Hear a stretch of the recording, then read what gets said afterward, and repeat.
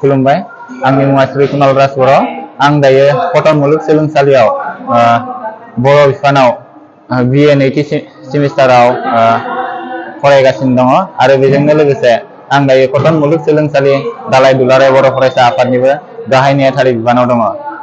नैबे समाव दाख्लैबावैसो होलांनाय जे 2025 मायथाइनि जे HS फाइनेलाव जायफोर फरायसुला फरायसुलि फंबाय बिनानाव बिथांमोना उथ्रिसार जानो हाबाय बिथांमोननि थाखाय जों नैबे समाव मोनसे गोजोनथाव खौरां बा रादाब लानानै फैदों। जायफोर फंबाय बिनानाव बिथांमोना जोंनि कटन मुलुगसोलोंसालियाव आन्डार ग्रेजुएसन थामहिनबा BA B.Sc खौ बायदि बायदि गुबुन गुबुन बिफानाव अनार्स लानानै खालामनो सानदों बिथांमोना जोंनि नैबे कटन मुलुगसोलोंसालियाव पर्टेलनि जोहै एप्लाइ खालामनानै एडमिसन लानो हागोन।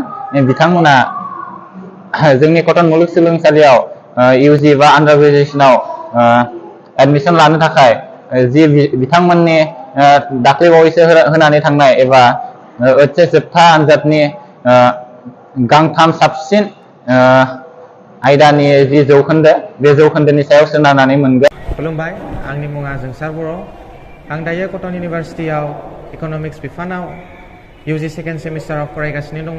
आरोबावसो आङो कटन इउनिभारसिटि दालाइ दुलाराय बर' फरायसा आफादनि लोगो गाहाय नेहाथारि बिबानाव दङ। दिनै आङो आंनि गासै फंबाय बिनानावमोन जाय फंबाय बिनानावमोना दाख्लैबावैसो थांनाय HS आनजादाव मोजां मार्क लानानै उथ्रिसारनो हाबाय बिथांमोननि सेराव आं दिनै मोनसे मिथिसारनाय लाबोदों। दिनै जुदि नोंथांमोना गोसो गुदुंब्ला जोंनि कटन इउनिभारसिटियाव बर' बिफानाव मेजर लानानै नोंथांमोना जुदि फरायनो थाखाय गोसो दंब्ला आं नोंथांमोनखौ खावलायो नोंथांमोना फैनानै जोंनि बे कटन इउनिभारसिटिनि बर' बिफानाव नोंथांमोना फैनानै फरायफैनो हागोन। दिनै बर' बिफाननि बागै आं एसेमान फोरमायना होनो सानदों।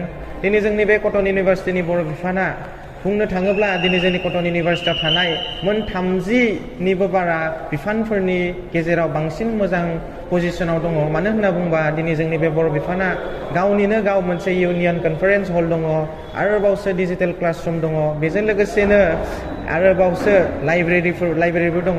बेजों लोगोसे दिनै स्कलार्सफोरनि थाखाय गावबा गाव रुम दङ। बेबायदिनो दिनै स्टुडेन्टसफोरनि रुमाबो गोबां मोजां। बेनिखायनो आङो नोंथांमोननि सेराव फोरमायनो लुगैयो जे नोंथांमोना गोसो गुदुंब्ला दिनै नोंथांमोना सामार पर्टेलाव एप्लाइ खालामनानै जेब्ला कलेजेस एप्लाइ स्टार्ट जागोन नोंथांमोना कटन इउनिभारसिटियाव बर' बिफानाव मेजर लानो थाखाय नोंथांमोना एप्लाइ खालामनो हागोन। आरोबावसो जुदि आंनि फंबाय बिनानावमोना सानोब्ला जों गुवाहाटि बायदि जायगायाव फैनानै माफोरबायदि फरायफैगोन जोंहा रांनि बेलायाव गोबां उसुबिदा जागोन ना जुदि नोंथांमोना सानदोंब्ला दिनै बेनि बागैबो आं बुंना होनो सानबावदों। दिनै जोंनि कटन इउनिभारसिटिया हस्टेल फेसिलिटिसबो प्रभाइड खालामो। दिनै जोंहा कटन इउनिभारसिटियाव गं 4 बयस हस्टेल दङ, आरोबावसो 3 गार्लस हस्टेलबो दङ, जेराव दिनै मान्थलि फिस एबा मेस फिसाबो गोबां खम, मेस फिसनि अनजिमाफोराबो गोबां खम। आरोबावसो दिनै आं फोरमायबावनो सानदों दे बर' डिपार्टमेन्टनि जिहेतु फोरोंगिरिफोर दङ दिनै बिथांमोना अराय समनि थाखाय स्टुडेन्टसफोरखौ हेफाजाब होयो। दिनै बिथांमोना अराय समनि थाखाय स्टुडेन्टसफोरनि फरायनायनि बेलायाव एबा बाहेरा बेलायावनो जा बिथांमोना अराय समनि थाखाय स्टुडेन्टसफोरखौ हेफाजाब होयो। बेखायनो आङो आंनि बे फैगोन जि फंबाय बिनानावमोन जोबनायाव बेखौनो फोरमायनो सानबावदो जे जाय फंबाय बिनानावमोना दिनै बर' डिपार्टमेन्टआवल' नङा नाथाय गुबुन गुबुन डिपार्टमेन्टआवबो जुदि नोंथांमोना गोसो गुदुं जानानै दङ दिनै कटन इउनिभारसिटियाव फैनानै फरायफैनो दिनै जोङो कटन इउनिभारसिटि दालाइ दुलाराय बर' फरायसा आफादा अराय समनि थाखाय नोंथांमोनखौ हेफाजाब होगोन। नोंथांमोननि माबाफोर प्रब्लेम्सफोर दंबा माबाफोर कुइसन्सफोर दंबा जों नोंथांमोननि बेफोरबायदि गासै कुइसन्सफोरखौ दिनै जों सल्भ खालामनो हागोन।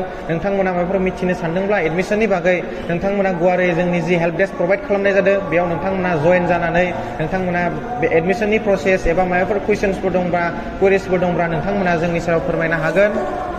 आरो जों दालाइ दुलाराय बर' फरायसा आफादा अराय समनि थाखाय नोंथांमोनखौ हेफाजाब होनो एबा नोंथांमोननि थाखाय मावनो थाखाय जों अराय समनि थाखाय गोसो गुदुं।